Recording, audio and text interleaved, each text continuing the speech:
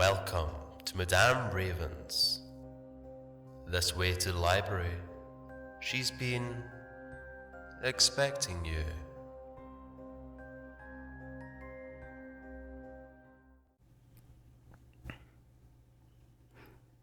Help! I'm stuck in a city of all women, and the queen is insane. By Zithero. Well, she's gone. I'm sorry about the pronoun game to explain. She is a woman who is holding me here, commander of the Royal Guard, one Helevi Artemis Regus. I'll explain how I got stuck in her servitude next. But please, send help already. She may indeed fight for her freedom, but in order to do so, she must fight me and win, the queen stated for all to hear. The royal court was in an uproar. People were chanting, and it wasn't all as one-sided as I thought it would be.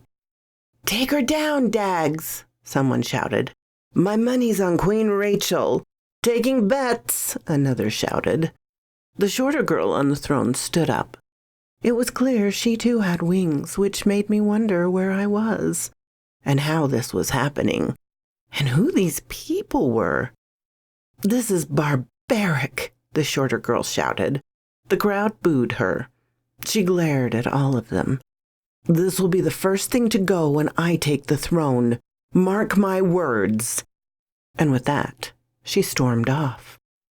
"Princess Ava the Cowardly," someone in the crowd shouted, the crowd laughing at her comment. Queen Rachel even cracked a half smile. The taller girl stood and walked off to follow Princess Ava, assuming they were sisters. Despite the attempt at the interruption, the mood had not changed. Rachel looked down at the woman on her knees. "Well, Dag, you made your bed. You'll lie in it. State your terms." The woman, a blonde with a long braid on her head and wearing what I could describe as street clothing versus armor, glared up at her. "Short sword and shield, like the old days." Rachel chuckled. "If you wanted a hasty death, you could have just requested me to execute you," she smirked, "as you executed your Hesty." Dag stood up now, a good half a foot taller than Queen Rachel. She glared down. "When I'm done, she won't be the only Hesty I end up killing." Rachel's smile faded. "Maybe it won't be quick." She turned towards the throne. "Squire, my sword and shield." She walked towards the throne, her wings folded against her back as she did. Demetria growled next to me, catching my attention. I'm a bit of an outsider in all of this, but what's going on?" I asked. Demetria rolled her eyes. "My eldest daughter is my heir, but because she is my youngest daughter, I have no position. She has been regulated to the Queen's squire," she scoffed, a direct insult to me. I watched as a black-haired, lanky girl, no older than 16, but still a good 6 inches taller than Queen Rachel, ran over carrying a sword and scabbard and a purple tower shield with a silver border. "Thank you, Squire." Queen Rachel smiled, taking the sword out of its scabbard and hefting the shield in her other hand. Dag turned towards the crowd. "Who wants to lend me a weapon to kill this psycho bitch we call a queen?" Well, I didn't see anyone get too enthusiastic. Someone tossed a sword to her feet. Shortly after that, a red shield similar to Rachel's slid across the floor. Demetria shook her head. "She will not win," she said, taking a step back. "Back up. You may be in the splash zone." I did as she asked, but kept a decent view of the now growing floor as more people cleared space. Dag picked up her shield and beat her sword against it. Come on, Queen of the Hestes. Let us end this, and your reign as well. Queen Rachel didn't seem to be enjoying herself anymore, and threw her sword aside, keeping her shield. You brought this on yourself, insect. The crowd shouted, cheered, and began to lose their damn minds. You'd think this was a major sporting event. Demetra walked out of the crowd not too far in front of me, raising her hand to silence the rowdy crowd. The Queen has accepted a challenge. As this is the law, all challenges against the Queen are to the death. She turned to Dag. Dagmar, do you understand the terms of this challenge? Should you survive, you will have your freedom and the crown. Dag nodded. Yes. Demetra turned to Rachel. My queen, do you? Yes, get on with it. Queen Rachel growled. Demetra nodded. Then by my standing as steward of Penthesil, I deem this challenge officially active. Begin. She returned to my side. Dagmar ran at Queen Rachel, swinging powerfully, her sword striking the shield with such force that sparks flew into the air. The crowd cheered as Dagmar attacked.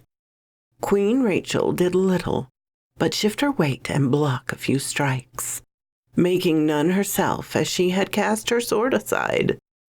With a mighty push, Queen Rachel forced her shield forward, knocking into Dagmar and causing her to stumble backwards.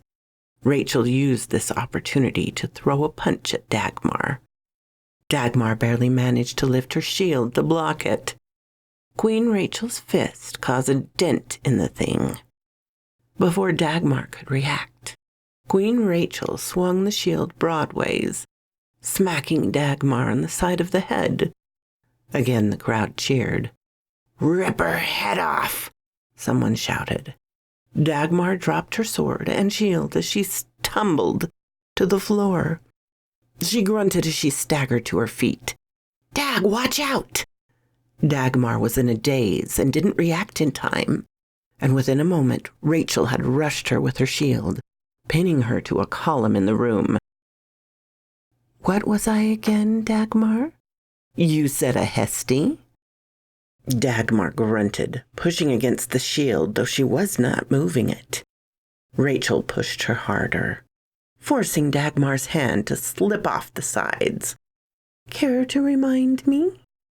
Dagmar growled. I called you a Hestie. Queen... She gasped as her eyes went wide. Demetra turned away. What's that, Dagmar? Rachel took another step, pinning Dagmar harder against the column. Have you gone mute? Dagmar struggled against the shield, trying to slip away, but Rachel pinned her, pushing harder and harder, forcing her chest against the shield, her back against the column. Rachel's smile now returned. Nothing to say. All you've earned from your smart mouth is a slow, painful death. Dagmar's face was turning blue as she gasped like a fish out of water. Her hands began to beat against the sides of the shield as ribs cracked, and Rachel relentlessly pressed Dagmar against the column. Finally, mercifully, Dagmar's movements slowed, and she lost consciousness. Queen Rachel left the shield against her, giving one last push, causing a sickening snap of several bones in Dagmar's chest, before finally taking a step back. Dagmar's body slumped to the floor, her eyes wide, frozen in a moment of terror. Demetria walked over and knelt by Dagmar. She turned to Rachel. The Queen is victorious. Everyone cheered, and Queen Rachel hefted her shield up. "That's right. Your queen is no Hestie." She dropped the shield after a good amount of celebration. During the chaos, it seemed someone had taken Dagmar's body away. When things finally calmed, Demetria motioned for me to come to her. I did so, fearful of what non-compliance would get me. Demetria then placed her hand on my shoulder, getting Queen Rachel's attention. "My queen, the American, as you requested." Queen Rachel turned to me. "Ah, yes, our uninvited guest." She smiled to me, looking me up and down, her hip cocked to the side, and her smile turned into a grin, her wings spreading. "I'm sure you have a few questions about me, yes?" Ego. This queen was pure ego. "That would be an understatement," I said, as I examined her wings. "Are you an angel or something?" Queen Rachel chuckled. "You're very observant. My daughters and I are from a rather rare line, going as far back as Enoch." Her wings spread wide and pointed upward, the tips stretching high over her head. "Divine right to rule, handed down from my mother, and I to my fortunate daughters." Her wings closed. She looked me over. "I'm sorry I haven't formally introduced myself. Rachel, Hera, Hippolyte, Queen of Penthesil." "Madison Hill," I said, bowing, hoping that would appease her. "Oh, isn't she a delight?" Rachel chuckled. Then she addressed Demetria. "So, Demetria, my close friend, what were you going to do with this sweet little thing?" Demetria heaved a sigh. "I was in the midst of processing her as a refugee and finding suitable housing for her." Rachel looked down on me, her face falling, and then to Demetria. "So you plan on having her freeload while she stayed here with us?" Demetria nodded. "Yes, Your Grace. One woman will not break the kingdom's treasury." "I don't think it's funding, my dear Stuart," Rachel shot back. "Are we a nation who hands things to its residents?" She addressed her court. A few shouted, "No!" I frowned, unsure of what was going on. I hoped I wouldn't have to fight anyone to the death. "No, we are not." Rachel looked me over and then grinned. "Considering Dagmar's despicable actions, the House of Hestia is short a house girl, aren't they?" Demetria frowned. "Your Grace, the American can't be expected to." Rachel silenced Demetria with a finger. "Nonsense. It's not that hard," Rachel continued. "You cook, clean, and get a fair wage for it." Rachel shrugged, smugly addressing her court. "She can at least earn her keep here, yes?" Demetria looked at me, then to Rachel. "I'll speak to the House of Hestia and see what I can arrange." Rachel beamed to us. "Yes, see that you do." Demetria looked to me. "Well then, Madison, our queen has been rather graceful to you, despite you being a foreigner." She flicked her head as covertly as she could towards Rachel. I picked up on her hint. "Oh, yes, thank you, Your Majesty. You're a very graceful hostess." I bowed my head. Yes, begone both of you," Rachel said as she walked back towards her throne. "And can someone tell me where my daughter Zephyrina ran off to?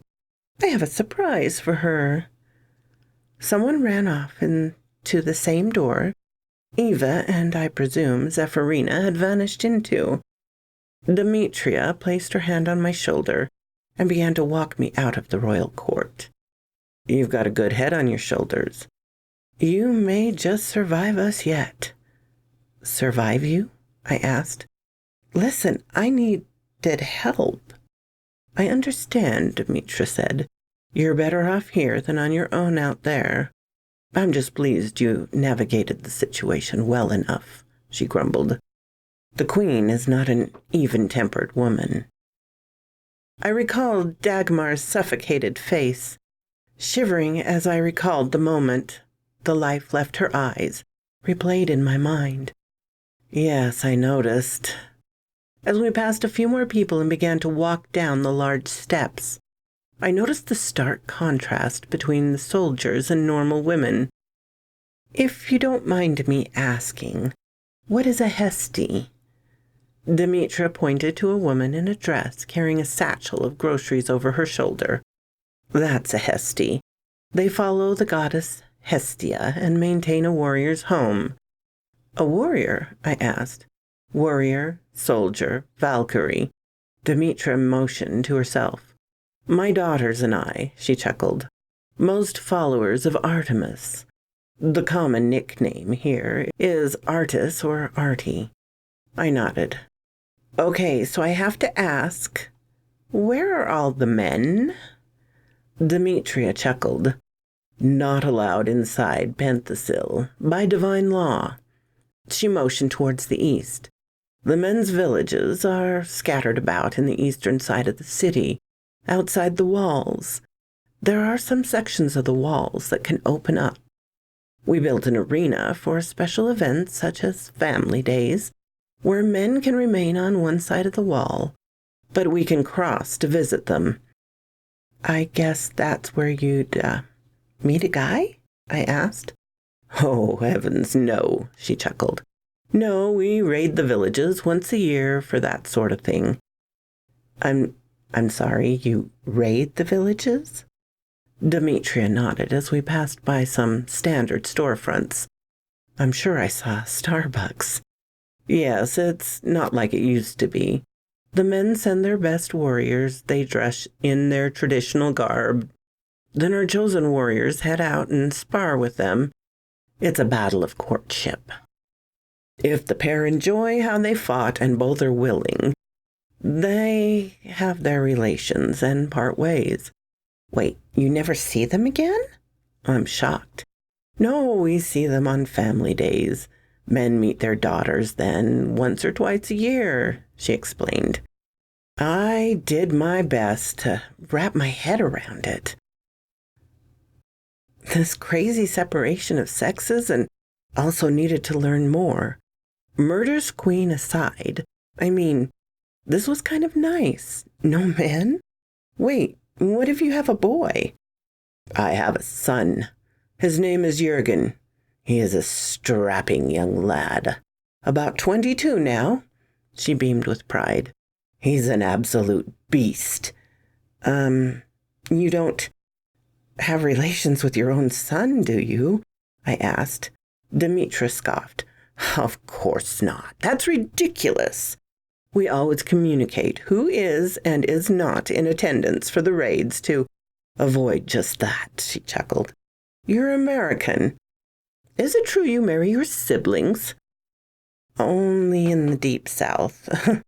And it's frowned upon, I clarified. So what do the Hesties do for kids? They raise ours, Demetra explained. Wait, they don't have their own children? Demetra shook her head. Heavens, no. The goal is to strengthen our population, not weaken it. Wait, that's eugenics, I said, flabbergasted. Yes, Demetra confirmed. So you are aware of the practice. We send our strongest warriors, the men send theirs, and between those we produce the next generation. Like the Nazis, I pointed out. Oh, heavens, no, Demetra said. We do not harm the weaker. They're just not allowed to reproduce. Hesties live among us, are respected, and they're the ones who mother our children, Demetra continued. And we send the men off to their fathers. They take part in society as much as anyone else. But if they're strong enough, they're chosen to be the fathers of our next generation. Demetra beamed to me. My son has produced a beautiful granddaughter for me. To be honest, I'm very proud of him. Wait, I thought you said he was only 22. Demetra nodded. As soon as they are 17, the men can take part in the raids. We send some who are virile enough a few times. So how many women could a man father? The limit is 3.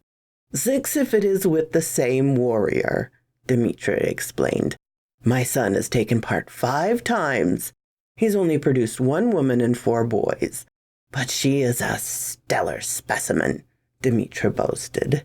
She's almost 6 years old and already outperforming her peers. I couldn't be prouder of her. I changed the subject. So, if I'm working as a Hestie, what will I be doing then? You'll cook, clean, do basic housekeeping, Demetra stated. Nothing too challenging. So I'll be a maid, I asked. Or a wet nurse, Demetra said, as if that was a normal occupation. Hesties raise our daughters, clean our houses, prepare our meals, and so forth. She turned to me. You'll receive a livable wage, provided room and board and training. She heaved a sigh. I can give you a good week or 2 without being placed into a home. The training is easy, so is the work. You'll be reporting to the head of the house of Hestia, Lana. We've met, I said, recalling Lana helping me before. She seems, nice. Demetra scoffed. She could have been much more than a Hestie, in my opinion. Being born of a smaller frame doesn't always make a Hestie a Hestie. Her bloodline is proud, and I have seen the girl fight. She is strong. She has her mother's fire in her, Demetra grumbled. Yet she elected for this. We arrived at the house of Hestia when she motioned towards the large building.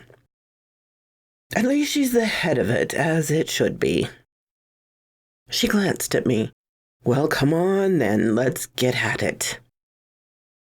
She began to walk up the stairs. As we did, I noticed that there were a few more of the Hestie women milling about the building. I don't recall this place being so busy before, I remarked. It's later in the day. Hesties come here before school lets out to meet and gossip, Demetria grumbled. It's why most arties are barred from access. We should subject no one to such prattle. I did my best to ignore her comments as we walked in. Inside, many women were walking past the large front desk, all of them Hestie women. Any arties wasn't moving past the desk, and there was even a set of guards dressed in white who seemed to enforce this. Demetra approached the desk when Lana sat on the phone. Hello, DeVault. I have a charge for you. Just a moment. The steward is here. Yes, hold, please.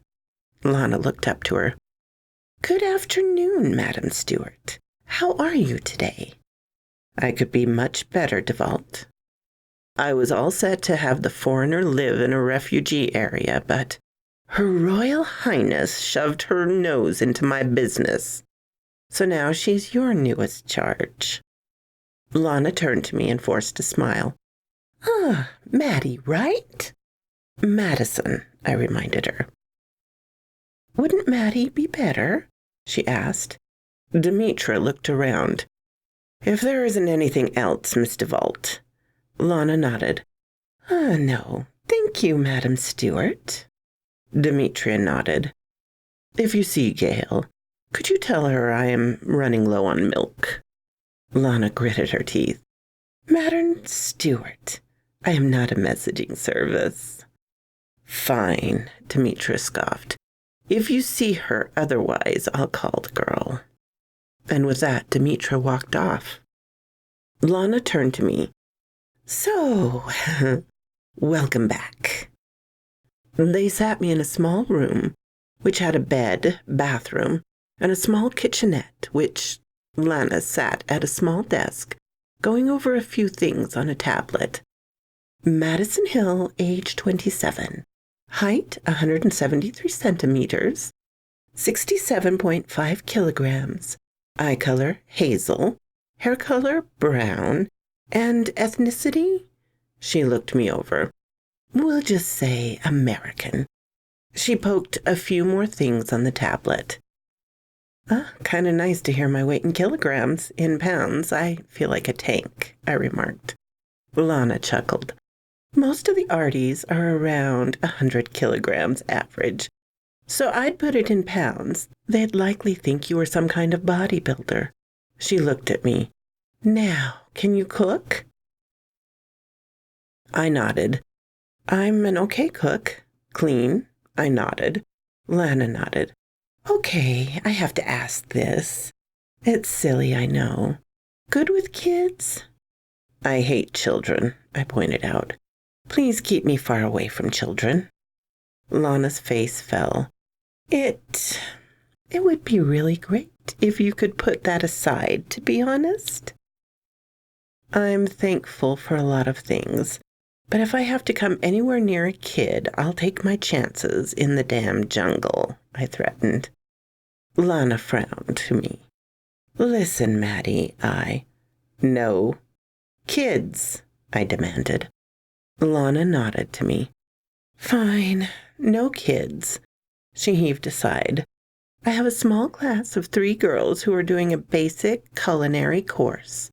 I know you said you can cook, and that's fine, but it'll keep you busy for the next 2 weeks, so I hope you won't mind it.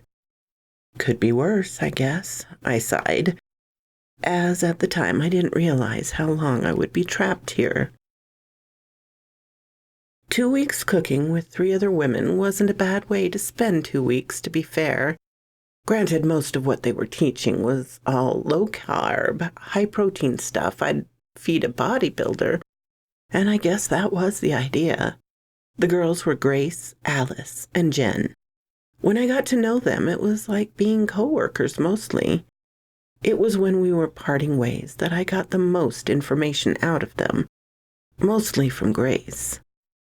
So, is it weird not knowing where you will end up? I asked the 3. Alice giggled and poked Grace in the shoulder. Grace knows where she's going. Grace rolled her eyes, blushing. Yeah, I knew since primary school. I rose an eyebrow. How? Jen sighed, because Grace has a sweet artie. A sweet artie? I asked. Grace chuckled.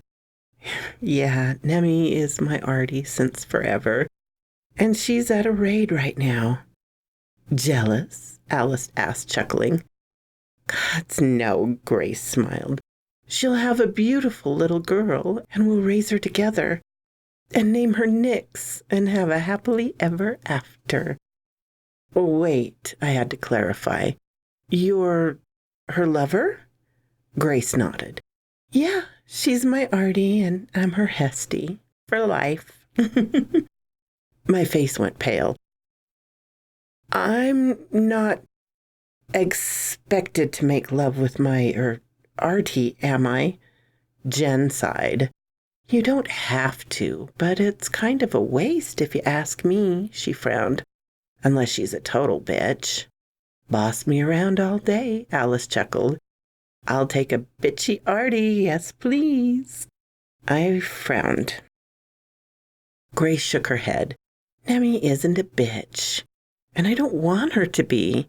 We'll raise our daughter together and we'll be partners. She smiled dreamily. I can't wait until she comes home and I can dote on her daughter-to-be. What if it's a boy? I asked. Grace shrugged. Try again. And she smiled at me. Lana came out and fixed me with a grim look. Okay, Maddie, I have your assignment. I had long since given up on correcting Lana. Okay, where am I going? Commander Hilary Artemis Regis, Lana said. Grace winced. After Maria? So soon? Alice asked. Lana sighed. She put in a request and, well, Maddie's the only one who wanted no kids. What's so bad about this Hilary woman? I asked.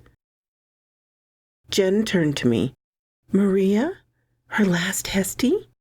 She died. So quoth this raven. My darlings, I think this is going to be a Saturday thing for a while. We have lots of great material coming our way from Devlin, and so I hope you enjoy. Again, I must ask you most kindly if you have not gone and voted for me on Evil Idol on Chilling Tales for Dark Nights channel. Please do so. Leave a comment, share it on any social media you see fit. Help a raven out if you'd be so good. And thank you all for coming and listening to me. It means so much. With special thanks to my Patreon supporters, Ermin, Darren and Jennifer, Laura, and Charlotte Emerson. If you like this, please hit the little button to let me know. If you didn't, hit the little button to let me know. Leave a comment. I'm always glad to talk with you, my darlings. I'm open to suggestions and criticisms, critiques. If you have not subscribed, please do so and ring the little bell so you know when to come up and see me. And I will talk to you next time, my darlings. Farewell.